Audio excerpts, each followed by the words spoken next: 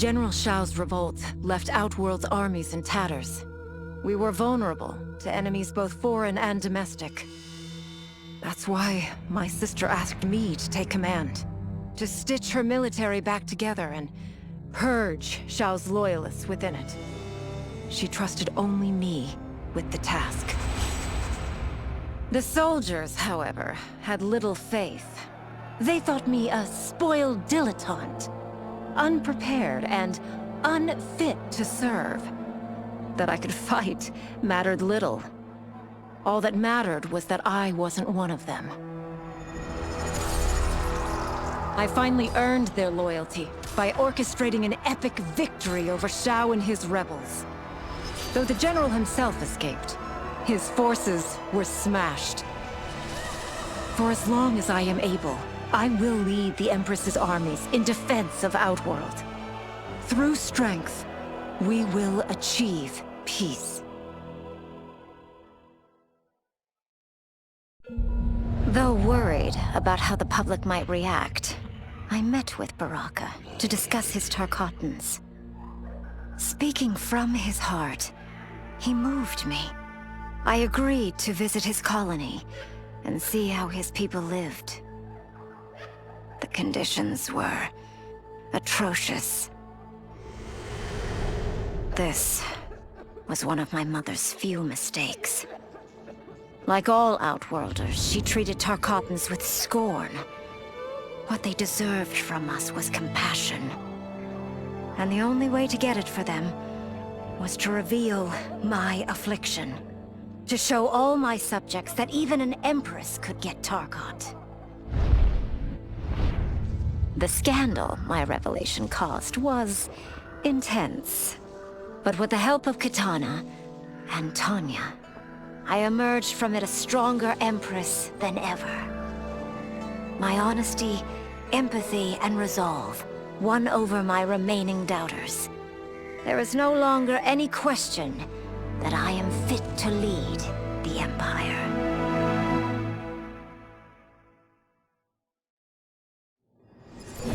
Until recently, I hadn't met Li Mei, but I had heard the stories.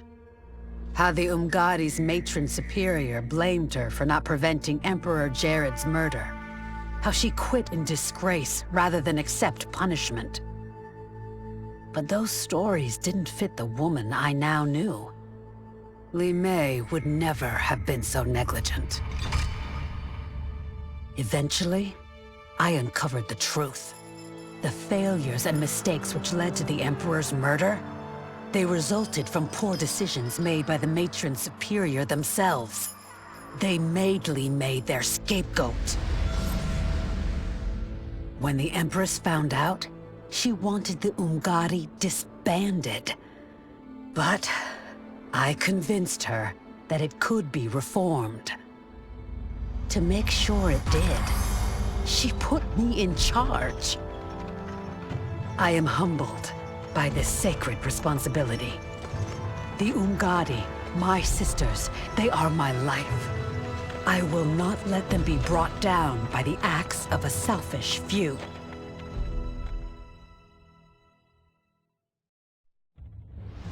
To elude capture by Empress Mileena, I joined Havik's crusade in Saido. There, I summoned more magic than I thought possible, and drowned out the old regime. Havik's longed-for anarchy had been achieved. He was more than satisfied. But I was left empty and broken. Had I been satisfied as Outworld's High Mage, not let myself be tempted by Shang Tsung, a great city would not now lay in ruins. I've caused devastation, ended thousands of lives, all because of my blind ambition. I've betrayed my oath, my sovereign, and my realm. These high crimes merit punishment, and I'll accept whatever the Empress gives me. My only ambition now is to one day be forgiven.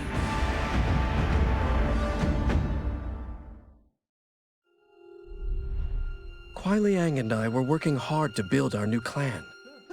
But even with the help of his close friend Harumi, it was difficult. The biggest problem was finding the right initiates. Then, one night, while walking outside Harumi's compound, I was attacked.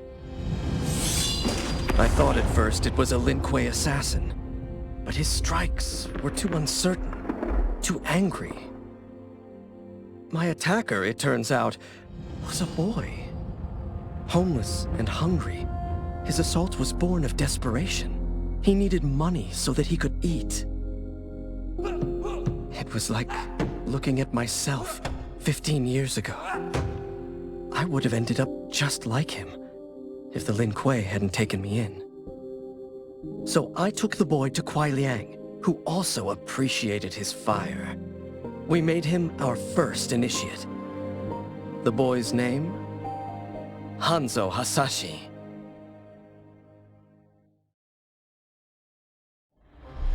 No sooner had Titan Shang Tsung been defeated than Bihan and his loyalists hunted us down. Outnumbered, we fled to Japan. There, we sought refuge from an old family friend.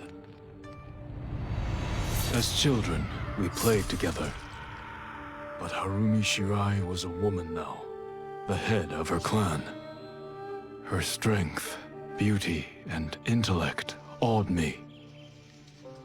Also incensed by Bihan's betrayal, Harumi agreed to help me forge a new clan, one that would stand against him and defend Earthrealm.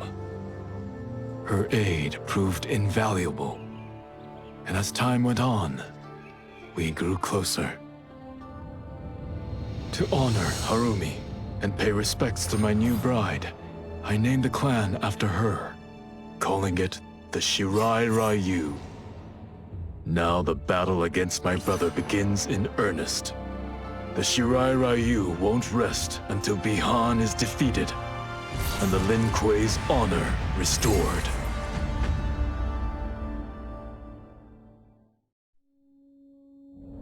After fleeing Outworld, I hadn't expected to return. But then, I also hadn't expected the new Empress to make me an offer I couldn't refuse. To thank me for helping stop General Shao's rebellion, she asked me to be her emissary to the Zaterrans. Going home, bearing the seal of the royal house, I would show, once and for all, that my mutation wasn't to be feared. That it wasn't a source of shame. To my surprise, I was welcomed. But those warm smiles hid a dark secret. I stumbled upon a trove of official records, which showed that my shape-shifting ability isn't unique. Many Zaterrans are born with it, but are killed by their government to keep it from spreading. Who started this barbaric policy? Who is now enforcing it is unknown. But I will find out. And I will put an end to this madness.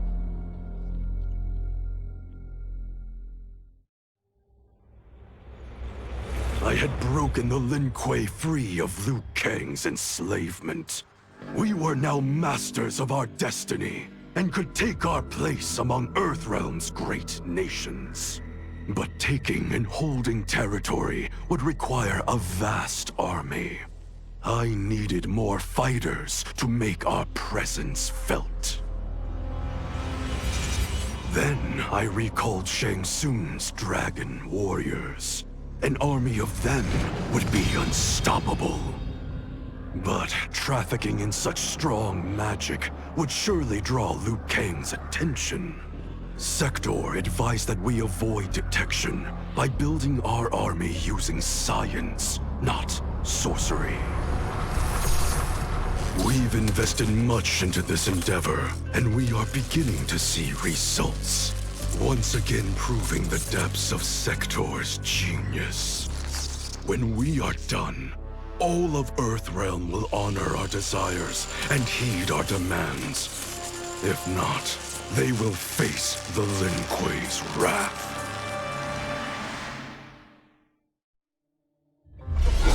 As her reign began, Empress Mileena faced many challenges. To meet them, she turned to the people she trusted. Her sister to lead her army, and me to lead her Imperial police. Though I missed Empress Sindel dearly, I was glad my ties with her family had been mended. But while it was an honor to be made responsible for Outworld's internal security, I soon realized accepting the appointment was a mistake. I'm not cut out to be a bureaucrat, nor am I patient enough to navigate the Imperial Court's politics. I was at my best patrolling Sundo's streets, when I could feel the city's pulse and serve and protect its citizens directly. That's why I resigned my post and resumed my role as Sundo's first constable. I end each day knowing I've made a difference.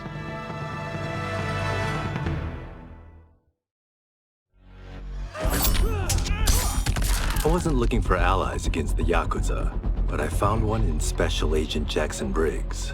He'd heard gangsters plotting to kill me on a wiretap and came calling, hoping I'd be his informant. We planned to part ways when we got the job done, but then Shang Tsung showed up to steal Sento. Needless to say, Jackson had questions. It blew his mind to hear that the stories in Johnny's movies were real. Once the shock wore off, Jackson quickly sized up the threats Earthrealm faced.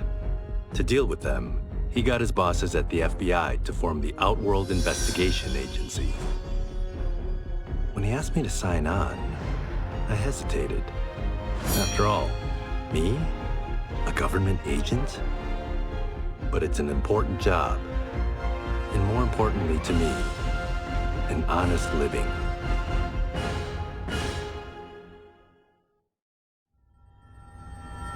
While the regime had changed, little else had. My people still suffered in silence, ignored by the rest of Outworld.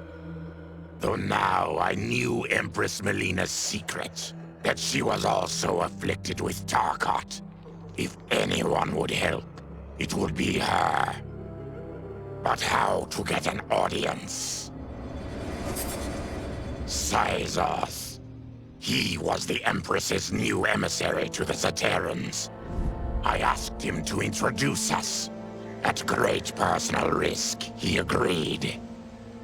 And as I'd prayed, the Empress was willing to meet. Even better, she would visit the colony. She was shocked to see how we lived. She moved quickly to provide for our care and comfort. Thanks to the Empress and Cyrax, we Tarkatans are no longer pariahs. Until our disease can be cured, that will do. Though the barriers between timelines had been rebuilt, there was no question that they could again be broken. Protecting this timeline would require eternal vigilance, so that it could not fall victim to further outside aggression. But nothing in my countless lifetimes had prepared me for this task. In none of them had multiple timelines ever coexisted. Monitoring them for threats was an entirely novel problem. It would require a novel solution. I discovered that though the timelines no longer touched, their meeting had left them intertwined. I can now secretly surveil all timelines, keeping watch for potential danger.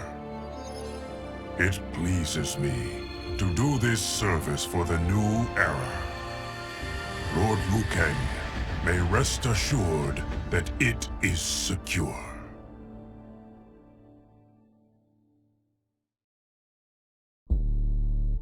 After escaping Lei Chin prison, I was hounded by the Imperial Police.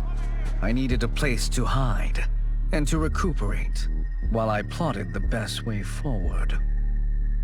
I knew the remote canton of my youth would be perfect. To escape capture, I traveled by sea. Little did I know that a gargantuan storm was brewing. My tiny craft was smashed apart. I closed my eyes, waiting to drown, hoping that the Netherrealm wouldn't claim my soul. But when I reopened them, I found myself not in hell, but on a deserted island.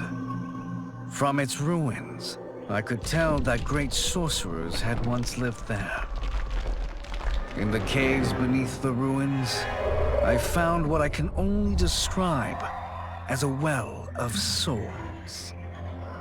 Once I learn how to wield its power, I will become invincible.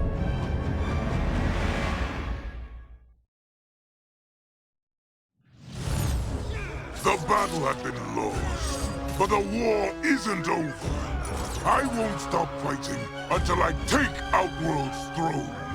That they thought Leichin Prison would hold me is laughable. Once free, I began planning my next campaign. I would need an unstoppable army to overthrow Mileena. Unfortunately, most of my former soldiers lacked the courage to rally to my standard.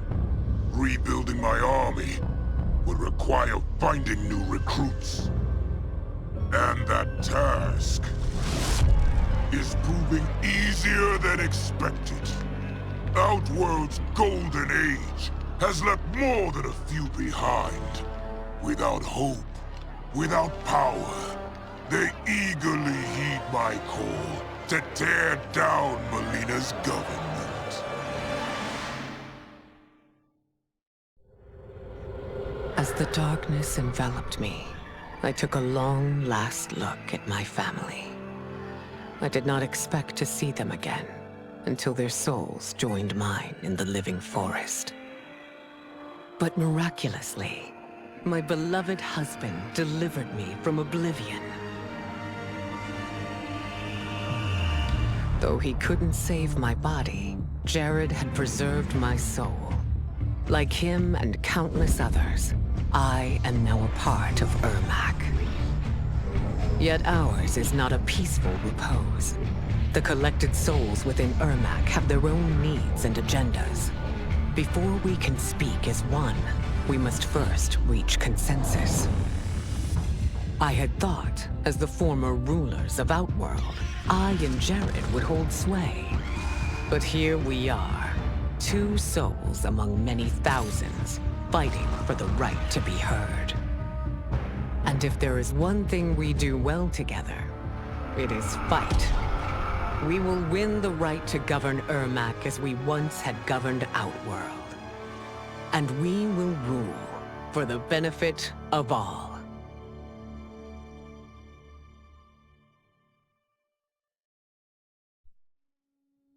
With General Shao freed from prison, we began raising a new army against the royal family. Though many were eager recruits, few were good at soldiering. It was so bad, the general was forced to change tactics. He decided that we needed a doomsday weapon. That weapon isn't a thing, though. It is a monster. Onaga, the Dragon King.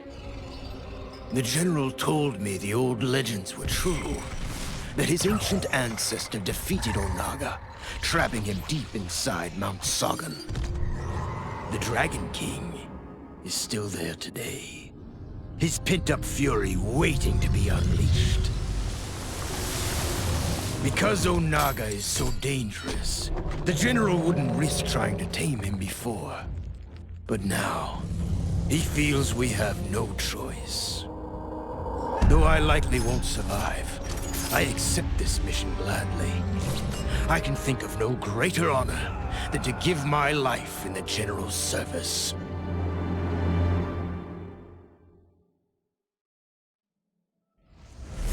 Were it not for my godly counterpart, I would not have survived the battle against Titan Shang Tsung.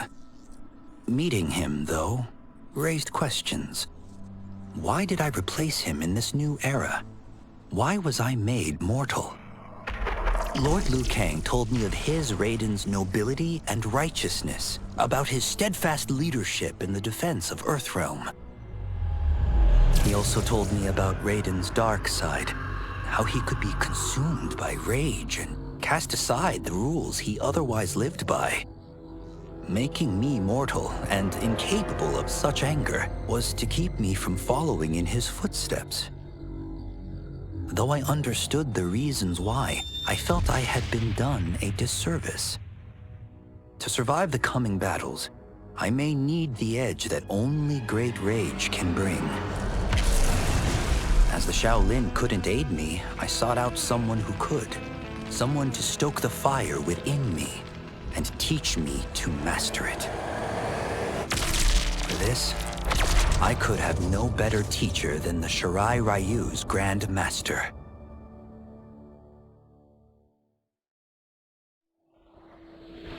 My loyal partner had warned me. Reclaiming my power as Keeper of Time might have unforeseen consequences. In this, as in most things, he proved prescient. The process I had undergone did irreparable harm to my body. Taking back my power had cost me my immortality. While my lifespan would still stretch across eons, I would one day perish. And if the war with Titan Shang Tsung taught me anything, it is that this timeline is not safe without a protector. Yet I had never given thought to choosing a successor. Who is it that could replace me and protect my new era? The answer, of course, is Geras. Tireless and meticulous, he is perfectly suited to be entrusted with this grave duty. And no one knows better the temptations of the hourglass. I have no doubt he will be above them.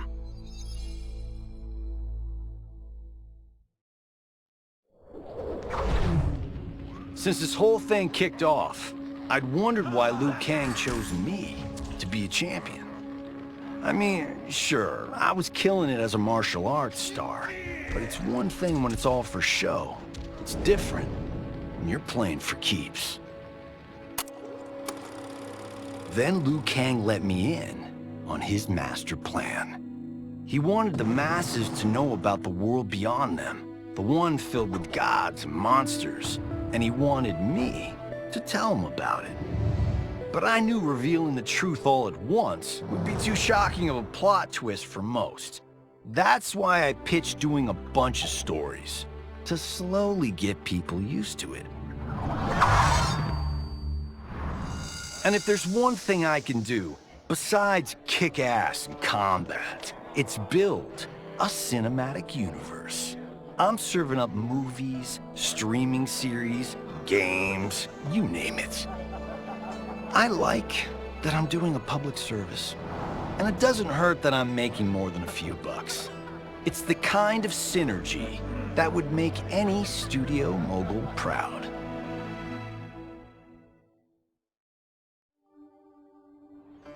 It was inevitable that the Shaolin Masters had me join them. They knew just how much future initiates could learn from me. Shujinko was one of my earliest. His ability to absorb anyone's powers and skills was amazing. With the right training, he could become our greatest champion.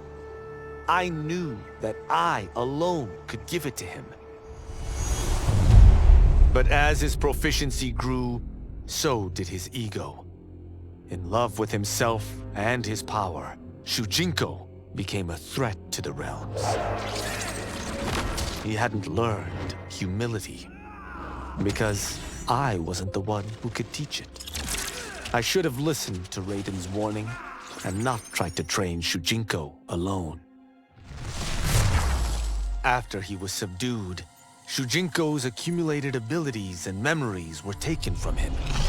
He is once again a new initiate, ready to begin his training. This time, Raiden and I train Shujinko together. He will become the champion he is destined to be. And I will fulfill my duties, humbly and cooperatively.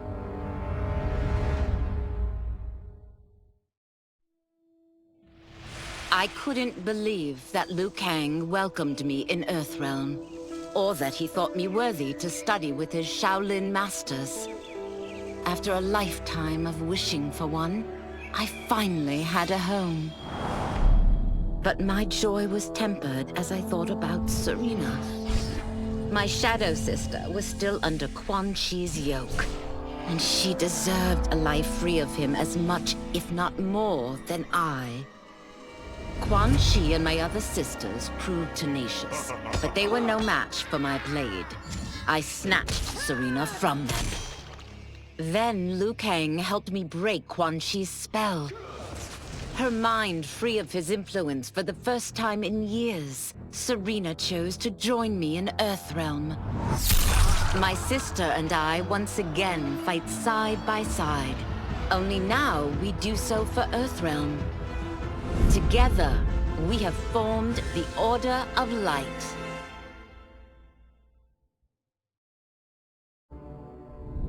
Quan Chi's plot collapsed. Along with it, my plan to secure new beings to feed my starving people.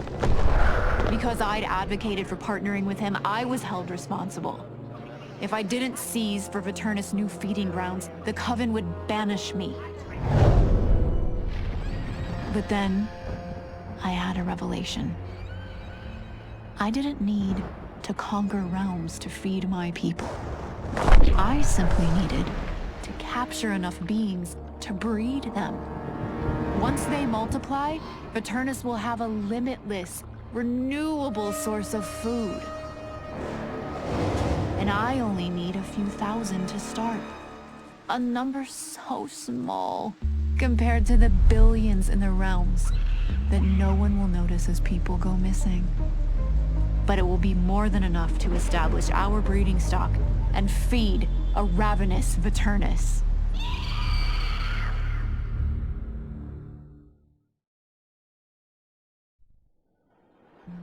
Quan Chi's defeat had cost me everything. For months I had furthered his plot, and now I had to start over. Saido's people were still in chains. That's when Rain approached me. On the run from Empress Mileena, he was desperate for help. And though I'd had my fill of sorcerers, this one was different. I agreed to provide him safe haven. He agreed to help topple Saido's government. And topple it we did. Rain summoned a wave so fast, so powerful, that it crushed the capital. Saido's fascist rulers were swept away. My people are finally free. They can chart their own course, needing only to follow their own desires. Their lives are now blessed by anarchy.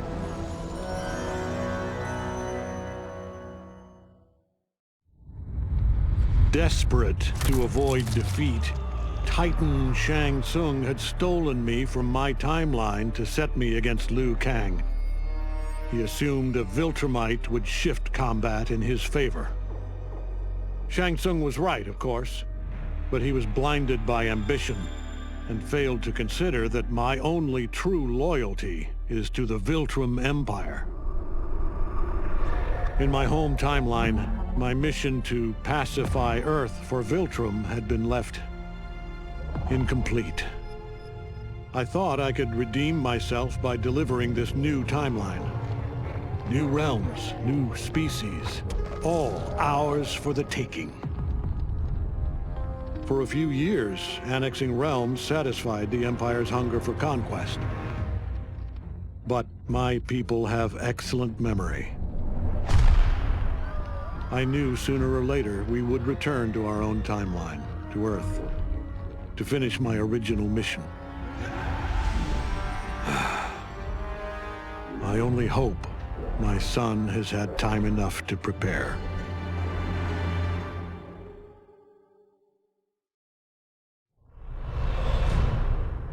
Though Ermac had freed me from my Legion cell, I found myself no less imprisoned. I had no allies, no benefactor, and no obvious path back to power.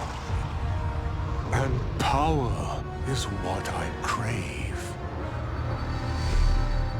But why should I settle for the scant abilities of someone who is an underling sorcerer? I should be the one who controls history, who bends people and events to my whim.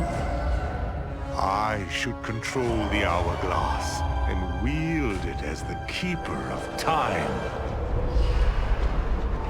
While I search the realms for the hourglass, I further master the dark magic needed to destroy Liu Kang. My quest may take a lifetime, but it will be worth it. For when I succeed, I will achieve omnipotence.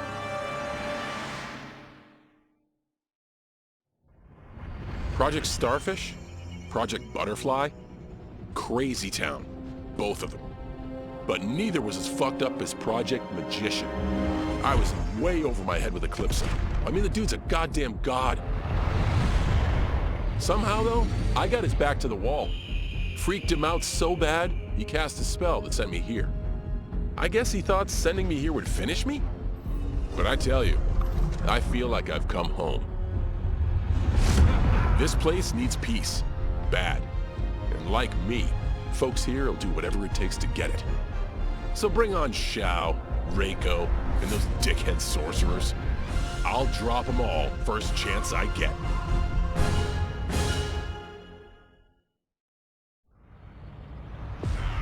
For a moment, Jared took control. We fixed the damage which had allowed him, and reimposed our collective will. But the damage went further than we thought. Without Quan Chi's aid, the spell which birthed us would fail. All of our souls would die.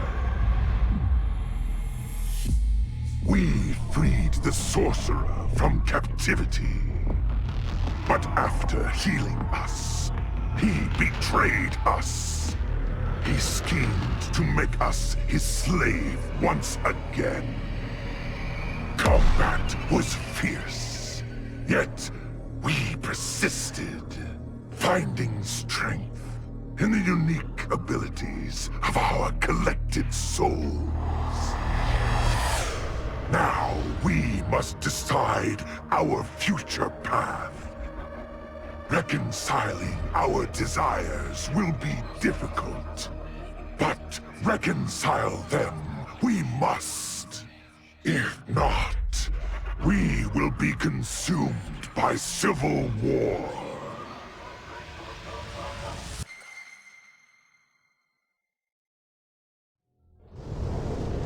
How many times have I saved them?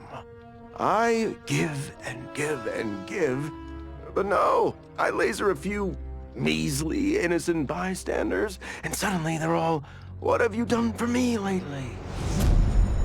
I guess they forgot there's only one true justice in this world. Me. But of course, that was before things got weird. Gotta admit, a portal from another dimension opening up and demons pouring out wasn't how I thought Tuesday was gonna go. But then again, that multiverse crap is all the rage lately, so who knows? And the same ungrateful crybabies who whined about me lasering a few dozen nobodies, now they beg me to save them. So I save the world again. I mean, it's my world. Can't let a bunch of demons disrespect me. After I finish them off, they're portal or whatever was still open. Which could only mean one thing. Sequel!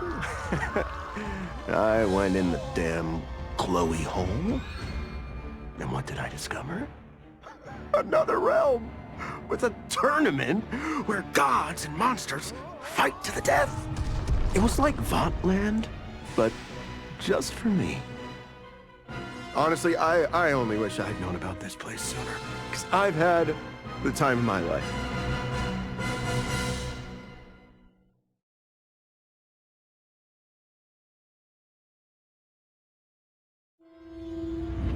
To kill a snake, you cut off its head.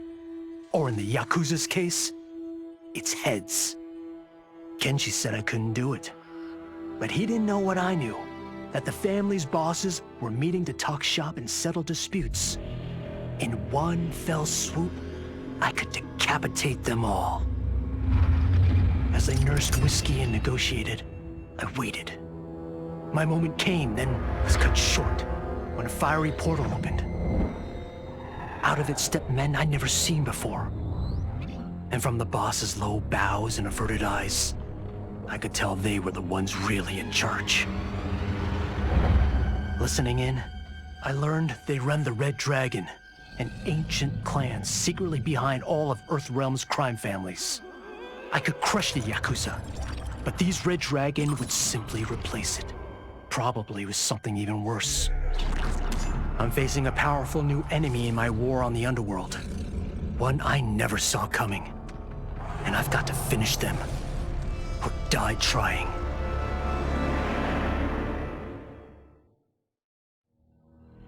Though Kuai Liang had accepted me as a Shirai Ryu, many of his warriors could not. The bloodshed at the wedding had left many injured and scarred. Their hearts understandably simmered in bitterness. It boiled over one day as we trained. A push became a shove, and suddenly I was fighting for my life. After he intervened, Kuai Liang banished the instigators. It made me ill, how my presence was disrupting the clan. It was no way to repay Kuai Liang's mercy. So, I offered to resign, and asked for those who attacked me to be reinstated. But instead of ending my time with the Shirai Ryu, my gesture heralded a new beginning. It gave those still resentful of me pause, enough for them to permit me a fair chance to prove myself. Given the circumstances, it is all I can ask.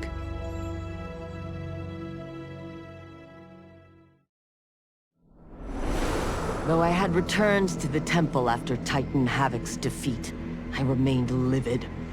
Livid with Bihan's foolishness, Kuai Liang's betrayal, and Cyrax's defection to his Shirai Ryu.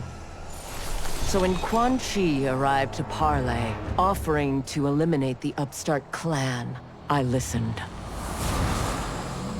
For his services, Quan Chi asked that I retrieve an amulet that was locked away in the Temple of the Elements. No small task, given its wards and guardians, but one worth undertaking if it would finish the Lin Kuei's rivals. But before I could find the amulet, I found Bihan. There he was, imprisoned and forgotten, when Liu Kang had promised to restore him. As I rescued Bihan, all thought of retrieving Quan Chi's treasure was quickly forgotten. I will never forgive Liu Kang for this betrayal. That he is a god will not stop me from seeking vengeance. As I regained consciousness, I regained my memories. My transformation into a creature of chaos. My defeat of Titan Havik. And my failed confrontation of Liu Kang.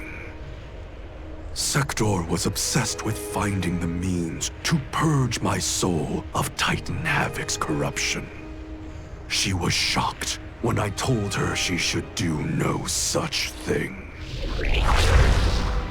Infusing my soul with chaos did not damage me. It enriched me. By embracing randomness and chance, I have unlocked vast new powers. My combat is less predictable, more formidable, and radically more lethal. Titan Havik gave me these gifts to use in fomenting his chaos. Instead, I will use them to fight for the Lin Kuei.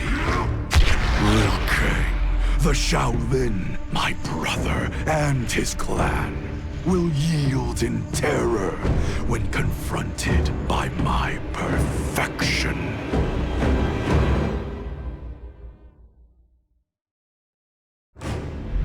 One minute, I'm in Woodsboro, closing in for the kill. Then the next, somehow, I'm here. How did it happen, and why? Don't know, and I don't care. What I do know is I'm gonna sink my teeth into this plot twist. But people here don't know me. And if I'm gonna relish making mayhem, I need 'em fucking scared. Live streaming some kills will do the trick. The shredded flesh and splattered blood will go viral. And that's when the fun really begins.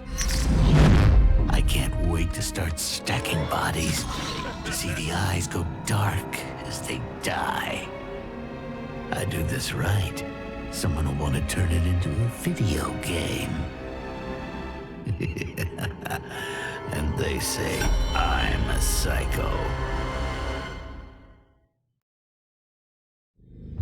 From the time he encountered the mysterious Yorg Kosha, my master has known other worlds and other planes exist. Long has he dreamed of visiting them and availing himself of their pleasures. So when he learned that one of these worlds faced an unimaginable evil, he did not hesitate to heed its call for aid. But even his wildest imaginings could not prepare him for these gigantic, hideous beasts. If not annihilated, they would consume this world. And after that, fill their bellies with ours. Pleased with his new allies, and eager for the adventure this new world afforded, Conan chose to stay here once the battle was won. Many wars did he fight. Honor and fear were heaped upon his name. In time, it became legend.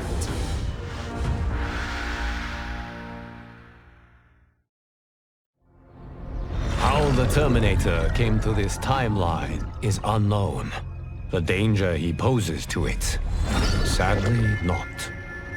As he began his murderous rampage, all in the realms stood horrified. All that is, except Sektor. To her, he was the perfect weapon. One that once added to its arsenal would make the Lin Kuei invincible. Upon capturing him, Sektor worked feverishly to commandeer the Terminator's cybernetic mind. But she underestimated his machine intelligence. He broke free and quickly seized control of Sektor's factory. Soon, it was producing Terminators by the thousands. They have caused death and destruction on a scale unimaginable. Not even my godly power can stop them. Our options and our time are running out. If we cannot soon find an answer, this timeline's flesh and blood beings will be obliterated.